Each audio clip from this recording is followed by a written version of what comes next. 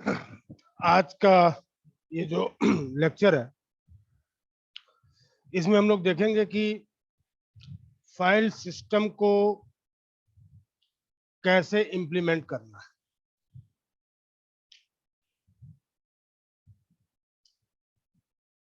File system का structure, implementation, directory implementation, allocation methods, free space management, efficiency and performance, recovery, log structured file system, NFS, ये तमाम सारी चीजें जो है हम लोगों को देखनी है। ये ऑब्जेक्टिव है इस चैप्टर का। चलिए देखिए, जब भी हम लोग किसी फाइल सिस्टम की बात करेंगे तो फाइल सिस्टम हमेशा इस बात को इंश्योर करेगा कि जो कुछ स्टैंडर्ड ऑपरेशन हम लोगों ने फाइल और डायरेक्टरी के ऊपर पढ़ा है वो एग्जीक्यूट हो। तो फाइल सिस्टम मैनेजमेंट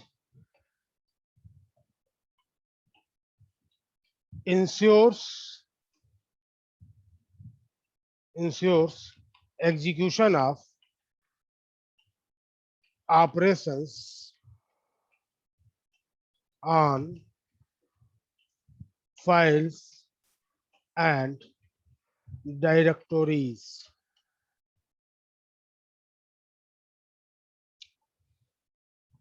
हम लोगों ने लास्ट लेक्चर में इस बात को देखा था कि फाइल को देखने के दो नजरिए थे, एक यूजर के लिए था और दूसरा फिजिकल व्यू था। एक लॉजिकल व्यू था, दूसरा फिजिकल व्यू था। तो फाइल क्या है? तो file is a collection of information, file is a collection of records. ये रिकॉर्ड्स सेकेंडरी स्टोरेज पे स्टोर होते हैं और फाइल कंट्रोल ब्लॉक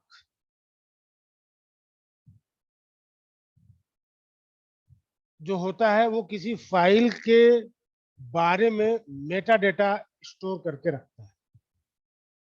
ठीक है, तो जैसे हम लोगों ने टास्क कंट्रोल ब्लॉक देखा था उसी तरीके से फाइल कंट्रोल ब्लॉक। तो फाइल कंट्रोल ब्लॉक क्या करेगा? Storage structure consisting of information about file. तो बोलने का मतलब फाइल के बारे में जो मेटा इंफॉर्मेशन होगी, मेटा डेटा होगा, Meta data is content in file control block.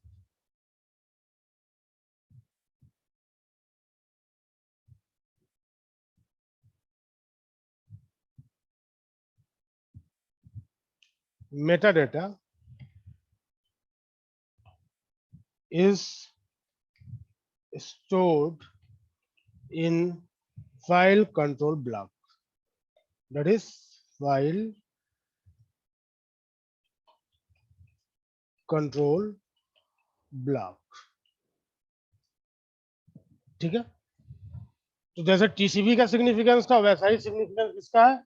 FCB का है, फाइल कंट्रोल ब्लॉक। चलिए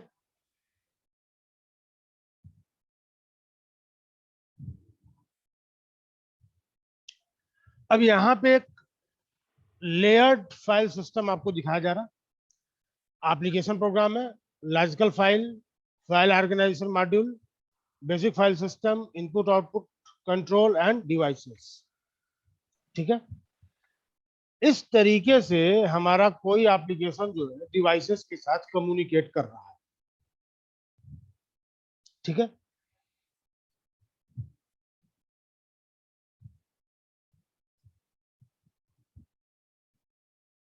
फाइल कंट्रोल ब्लॉक में कौन कौन सी इंफॉर्मेशन होगी? तो फाइल को कौन कौन सी परमिशन है, फाइल डेट कब क्रिएट किया गया, किसने क्रिएट किया गया, किसने क्रिएट किया, फाइल का ओनर, फाइल की साइज, फाइल डेटा ब्लॉक और pointers to file data block. तो ये सब मेटा इंफॉर्मेशन जो है किसमें होगी? तो फाइल कंट्रोल ब्लॉक में होगी। उस फाइल पे कौन कौन सी परमिशन आपको दी गई है, फाइल को किसने क्रिएट किया है, आप कैसे उसको एसेस कर सकते हैं? एसेस मेथड क्या है? फाइल का ओनर कौन है, कौन सा ग्रुप है, फाइल की साइज क्या है, और इस फाइल को पॉइंट आउट करने वाला जो पॉइंटर है वो किस वैल्यू को पॉइंट आउट कर रहा है, ये इंफॉर्मेशन फाइल कंट्रोल ब्लॉक में होती है। ठीक है।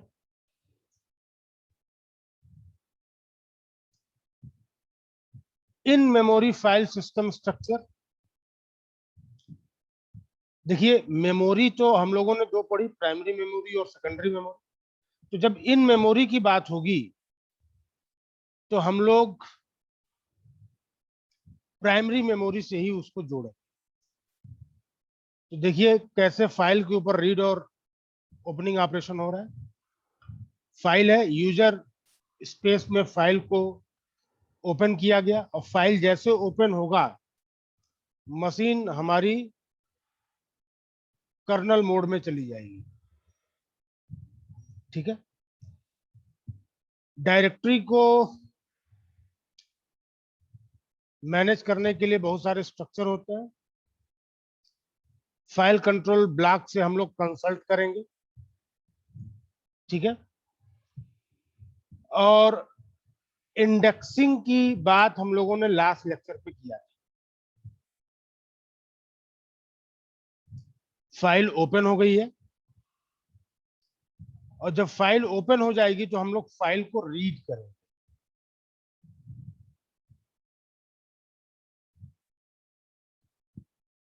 पर प्रोसेस ओपन फाइल टेबल, हर प्रोसेस के साथ एक और टेबल एसोसिएट होता है जिसको बोलते हैं process open file table. Process ने किन किन फाइलों को ओपन किया है। कोई भी एक प्रोसेस एक से ज्यादा फाइलों को ओपन कर सकता है। तो केवल हमें फाइलों को ओपन ही नहीं करना, ओपन करके हमें रीड राइट ऑपरेशन परफॉर्म करने हैं। उन ऑपरेशन को परफॉर्म करने के बाद हमें फाइल को क्लोज भी करना पड़ेगा। अदरवाइज इंटरनली सिस्टम में वो फाइल ओपन दिखाएगा, और फाइल ओपन होने का मतलब है कि file is still in use.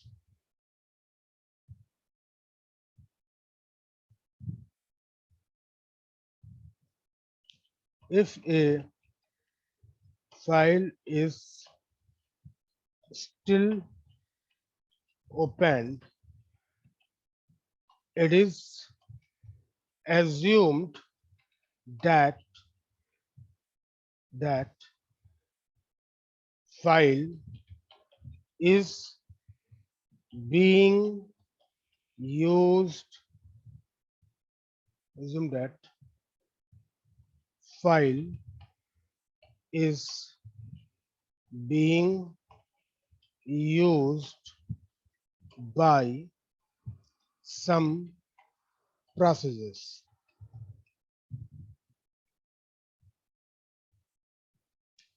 तो फाइल को हमें केवल ओपन ही नहीं करना, हमें फाइल को क्लोज भी करना है। और प्रोसेस ओपन फाइल टेबल,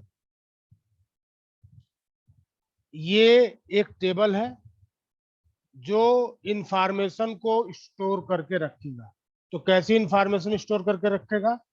तो प्रोसेस ने कितने फाइलों को ओपन किया हुआ है, या प्रोसेस के साथ कितने फाइल एसोसिएटेड है। स्टोर्स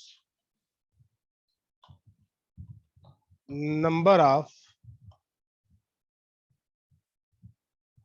लिखिए इसको, stores information about the files associated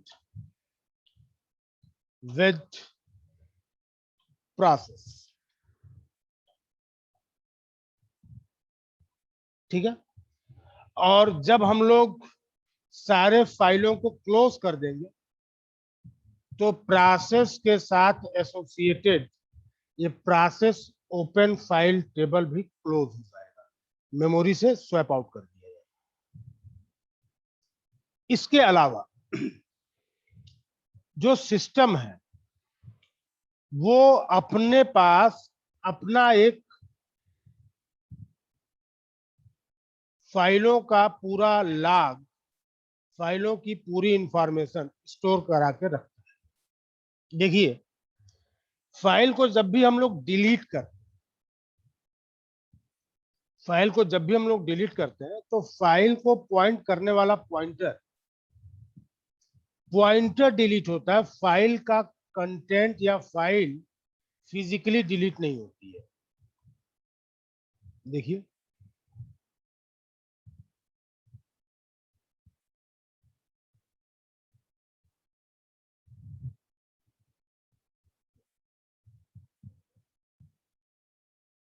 file है,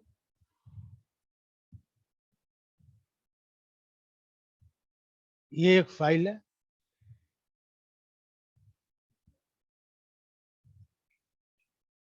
और इस फाइल को कोई एक पॉइंटर पॉइंट आउट करता है।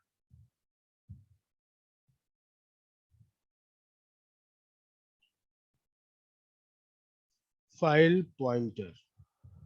पॉइंटर इस फाइल को पॉइंट आउट। ध्यान क्या देना है?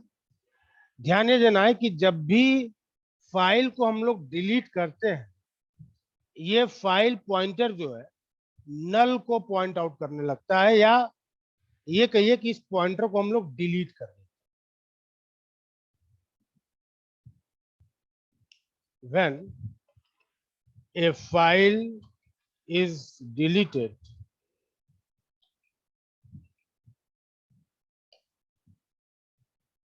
file pointer is basically deleted, और फाइल हमारी सेकेंडरी स्टोरेज पे पड़ी हुई। यही कारण है कि आप लोगों ने ऐसे सॉफ्टवेयर्स के बारे में भी सुना है जो डिलीटेड फाइल को रिकवर कर लेते हैं। तो जब भी हम लोग फाइल को डिलीट करते हैं, फाइल का लॉजिकल डिलीशन होता है, फिजिकल डिलीशन नहीं होता है।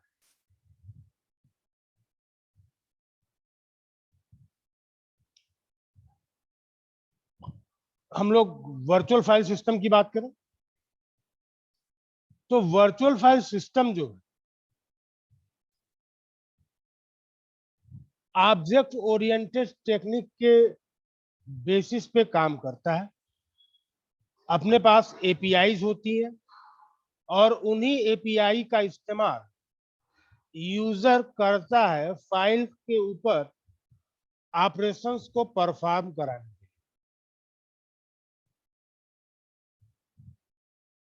ठीक है, वर्चुअल फाइल सिस्टम। देखिए, file system interface, virtual file system. अब ये जो वर्चुअल फाइल सिस्टम इंटरफेस है, इसी के साथ हमारे फाइल सिस्टम कनेक्ट होते हैं। और ये जो वर्चुअल फाइल सिस्टम है, ये क्या करता है? ये आप ऑपरेशंस को जो है प्रोवाइड कराता है। देखिए, इंटरफेस का काम क्या होता है? इंटरफेस हमेशा मेथड्स को बताता है। इंटरफेस पब्लिशेस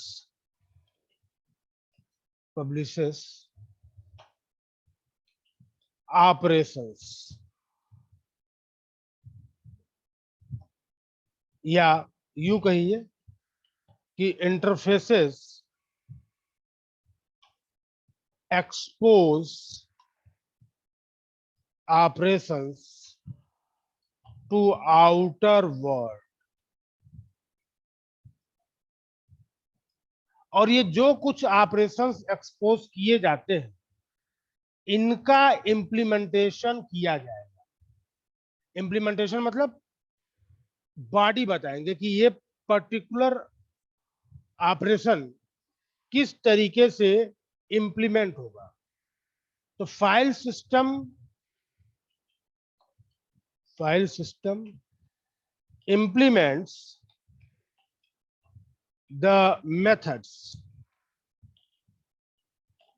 of VFS, ध्यान दीजिए,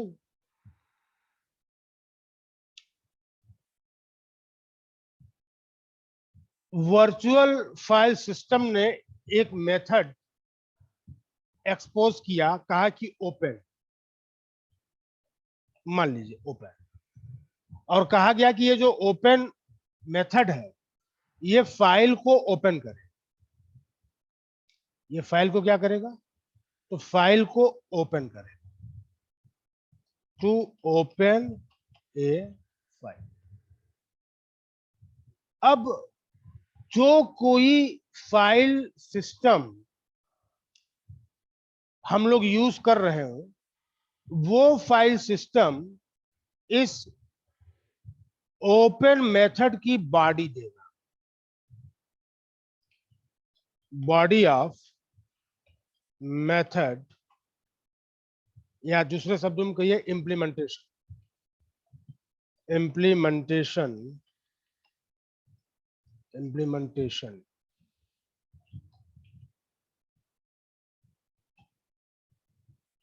is provided by file system।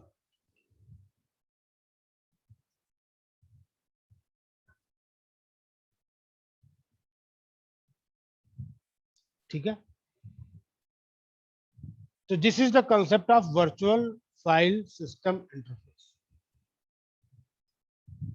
दूसरे शब्दों में हम लोग ये भी कह सकते हैं कि अलग अलग फाइल सिस्टम एक साथ अगर हमें कनेक्ट करना है तो वहां पे भी हमको वर्चुअल फाइल सिस्टम की जरूरत पड़ेगी।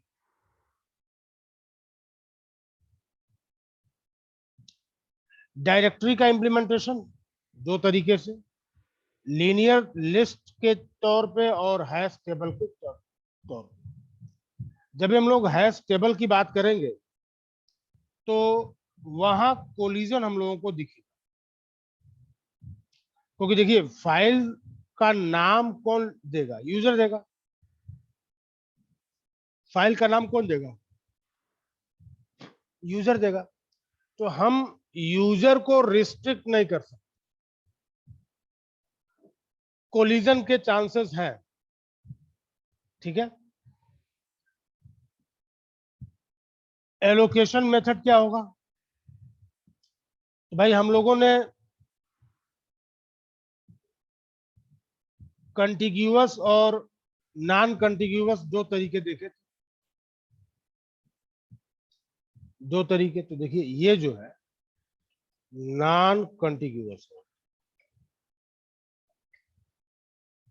कौन नॉन कंटिग्यूअस है? तो ये जो दो टेक्निक है, ये दोनों कैसी है? नॉन कंटिग्यूअस। तो डेटा स्ट्रक्चर में हम लोगों ने किसी भी डेटा स्ट्रक्चर को इंप्लीमेंट करने के दो तरीके हम लोगों ने देखे थे। कौन कौन से थे? तो एक था आपका कंटिग्यूअस,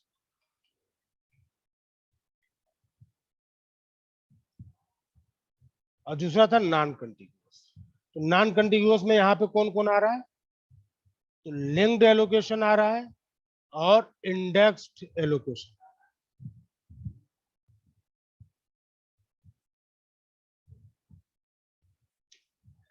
कंटिग्यूअस के कुछ फायदे हैं,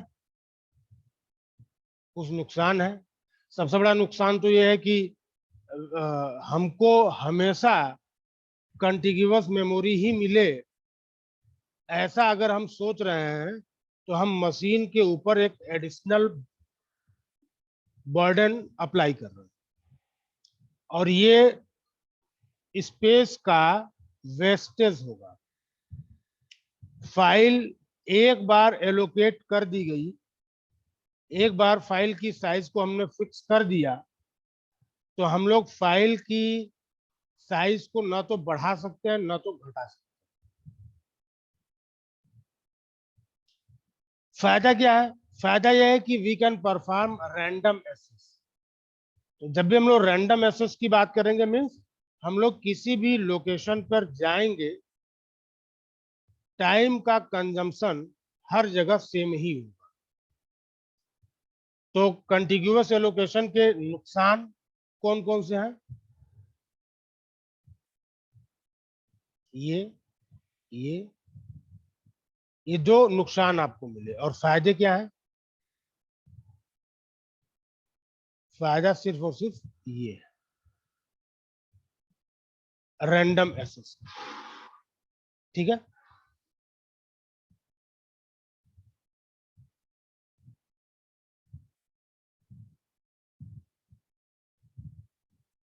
कैसे मैपिंग होगी लॉजिकल टू फिजिकल, ये चीज यहाँ पे बताई जा रही है, देख लीजिए।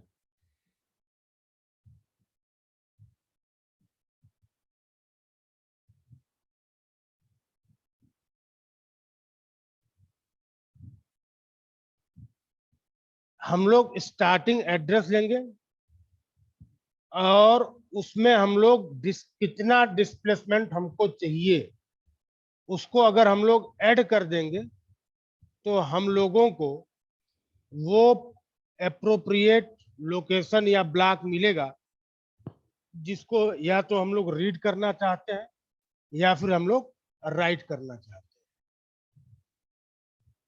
देखिए डायरेक्टरी है, काउंट स्टार्ट 0 से और लेंथ है 2। देखिए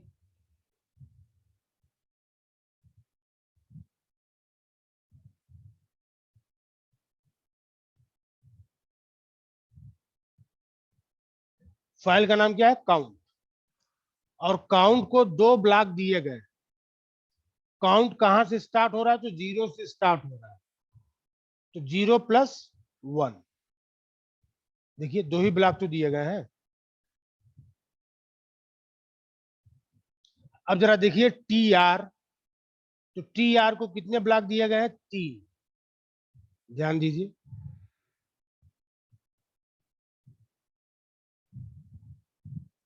और टी आर कहां से स्टार्ट हो रहा है? तो टी आर स्टार्ट हो रहा है 14 से। देखिए टी आर स्टार्ट हो रहा है 14 से, और 3 ब्लॉक दिए गए हैं 14, 15, 16। ठीक है, तो ये जो ब्लॉक दिए जा रहे हैं ये ब्लॉक कंटिग्यूअस। ब्लॉक कैसे हैं? तो ब्लॉक कंटिग्यूअस। काउंट को देखिए 2 ब्लॉक हमने दिया है 0 और 1, तो ये दोनों कंटिग्यूअस दिख रहे हैं एक के बाद एक।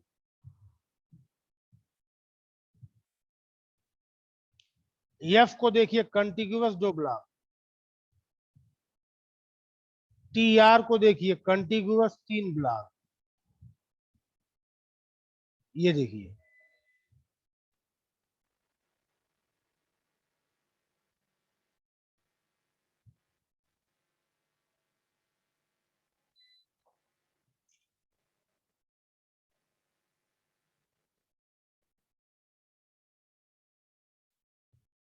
तो कंटिग्यूअस एलोकेशन का मतलब ये।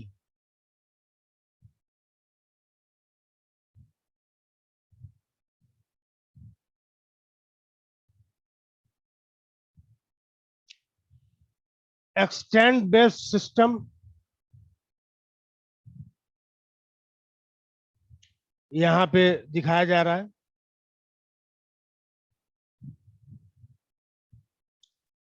चलिए आगे देखते हैं कि ये कैसे काम करता है। लिंक्ड एलोकेशन, ये जो ब्लॉक है ना वो ब्लॉक आपको लिंक लिस्ट के फॉर्म में दिखेंगे।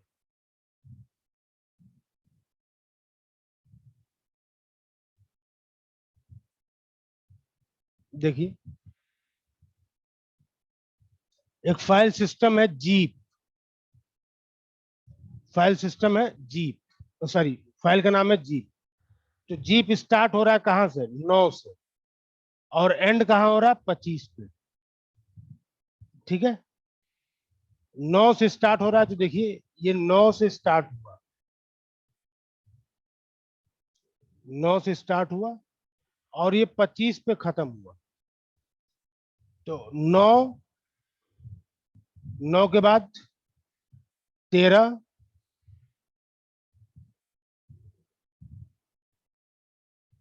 फिर 16, फिर 1, फिर 2, फिर 18, फिर 25। ठीक है, ये लिंक्ड एलोकेशन है। अब यहाँ पे जो भी हम लोग मेमोरी ब्लॉक की बात करेंगे वो, ये देखिए, ये देखिए ब्लॉक जो है अभी वो कुछ ऐसे होगा। ठीक है, पॉइंटर्स लगे होंगे, एक ब्लॉक के बाद कौन सा ब्लॉक आएगा, जैसा कि हम लोगों ने लिंक लिस्ट में देखा।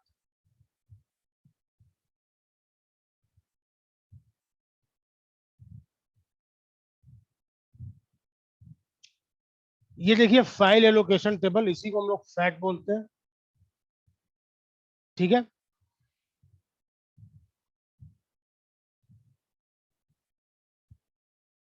कहां से स्टार्ट हो रहा है? तो 217 से स्टार्ट हो रहा है।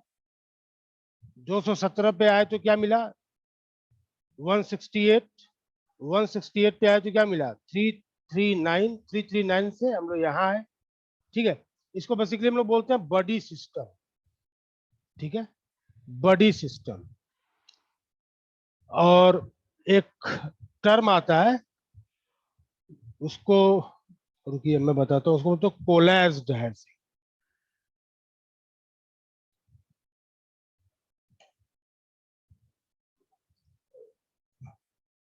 इसको जरा आप लोग गूगल करिएगा तो आप लोगों को दिखेगा कि ये जो पूरा का पूरा स्ट्रक्चर है ये कोलेज्ड हैशिंग ही है।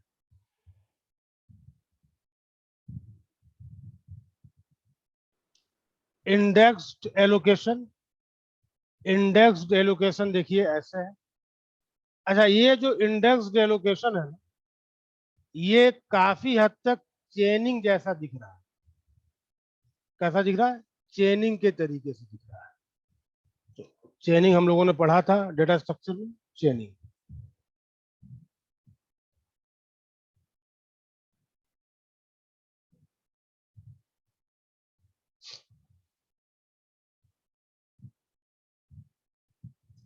देखिए इंडेक्स्ड एलोकेशन 19 से स्टार्ट हुआ है। 19 के बाद से कौन है? 9 है, 16 है, 1 है, 10 है, 25 है, और -1 मतलब एंड। ठीक है, -1 मतलब एंड। देखिए 19 से कहाँ गए हम लोग? 16। देखिए 19 से हम लोग कहाँ गए? 16। 19 से 16, उसके बाद 1, 9, 10, 25 कहाँ गया? 25, 25 ये वाला ब्लॉक 25, और उसके बाद एंड।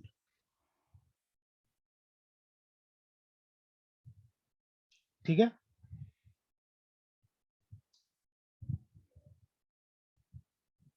इंडेक्स्ड एलोकेशन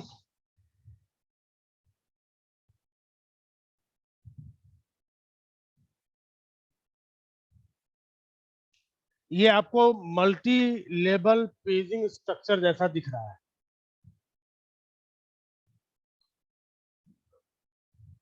ठीक है, मल्टी लेवल पेजिंग जैसा। ये देखिए यूनिक्स का 4 किलोबाइट पर ब्लॉक स्ट्रक्चर, 4 किलोबाइट पर ब्लॉक स्ट्रक्चर।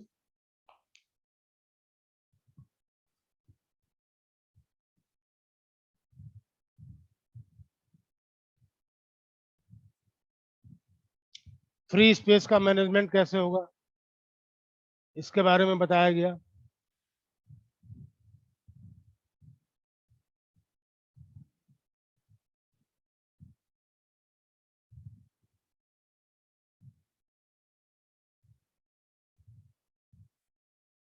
डायरेक्टरी का इम्प्लीमेंटेशन, लीनियर लिस्ट के फॉर्म में और हैश टेबल के फॉर्म में।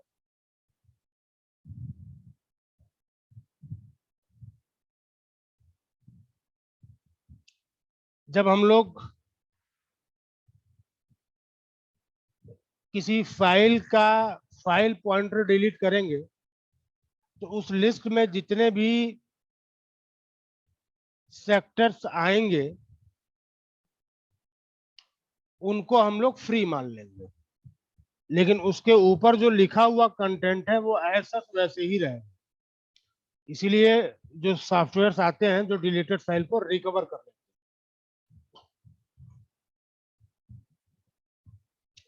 इफिशियंसी एंड परफॉर्मेंस,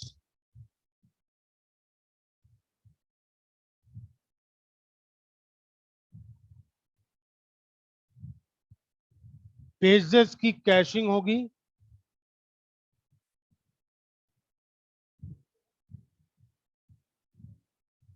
जब भी हम लोग फाइल के ऊपर रीड या राइट ऑपरेशन परफॉर्म करेंगे तो डायरेक्टली हम लोग फाइल को ओपन करके और डायरेक्टली रीड नहीं करते। ठीक है, हम लोग कभी भी डायरेक्टली रीड या डायरेक्टली राइट नहीं करते। हम लोग रीड या राइट ऑपरेशन पहले बफर में करते हैं और बफर का कंटेंट जो है वो जाके फाइल में स्टोर होता है। इसके पीछे का रीजन है, रीजन ये है कि हम लोग फाइल के ऊपर राइट ऑपरेशन परफॉर्म कर रहे हैं और अचानक से पावर कट हो गया तो फाइल हमारी क्या हो जाएगी, करप्ट हो जाएगी। तो बेटर ये होगा कि डायरेक्टली रीड राइट ना किया जाए, बफर के थ्रू किया जाए।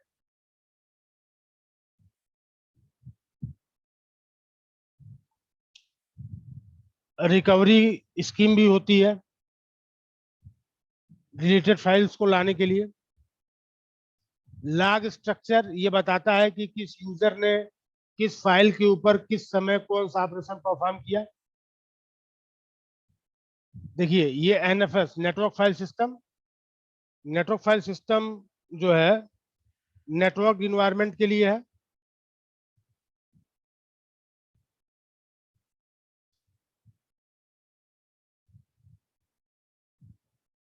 माउंटिंग का मतलब होता है कि हम लोग किसी, जैसे मान लीजिए कि हमने कहा कि मुझे एक फाइल चाहिए एबीसी जो बीआईटी नाम के फोल्डर में है और बीआईटी नाम का फोल्डर किसी रिमोट मशीन पे है, तो एनएफएस क्या करेगा, उस बीआईटी नाम के फोल्डर में जितनी फाइलें हैं उनको मेरे सिस्टम पे अवेलेबल करा देगा। अब अगर कनेक्शन ब्रेक भी हो जाता है तो भी वो सारी फाइलें मेरे सिस्टम पे रहेंगी। मैंने फाइलों के ऊपर जो है कुछ ऑपरेशन किया होगा और जैसे ही हम वापस नेटवर्क में आएंगे हम इन फाइल को वापस ओरिजिनल पोजीशन पे भेज देंगे और जो भी चेंजेस हुए होंगे वो रिफ्लेक्ट हो जाएंगे। This is called mounting and sharing.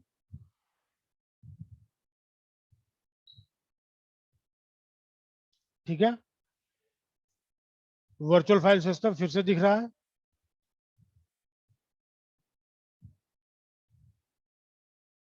और ये जो चीजें हैं ये बड़ी स्पेसिफिक हो जाती हैं जब हम लोग किसी अप्रोप्रिएट ऑपरेटिंग सिस्टम को जो है जब पढ़ना शुरू करते हैं तब ये सारी चीजें जो है वहां पे आती हैं इन यूनिवर्सिटी के पॉइंट ऑफ व्यू से। ठीक है, ये सब चीजें उतनी इंपॉर्टेंट नहीं है। ठीक है, तो इस तरीके से हम लोगों ने ऑपरेटिंग सिस्टम का सारा सिलेबस आज खत्म कर दिया है। ठीक है, तो this is end of the entire syllabus. बढ़िया से एग्जाम देना है, न्यूमेरिकल मिस ना हो पाए। ठीक है, और इसी तरीके से एकदम बढ़िया नंबर लाना है जैसा डेटा स्ट्रक्चर में आया था। और जो भी चीजें डिस्कस हुई हैं उनको देखते रहने की जरूरत है, न्यूमेरिकल्स खास तौर पे। ठीक है, तो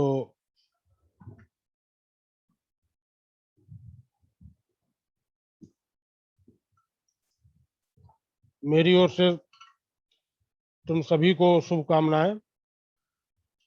एकदम तरीके से जो है पेपर देना है। Thank you sir. तो अब हम इसको यही जो है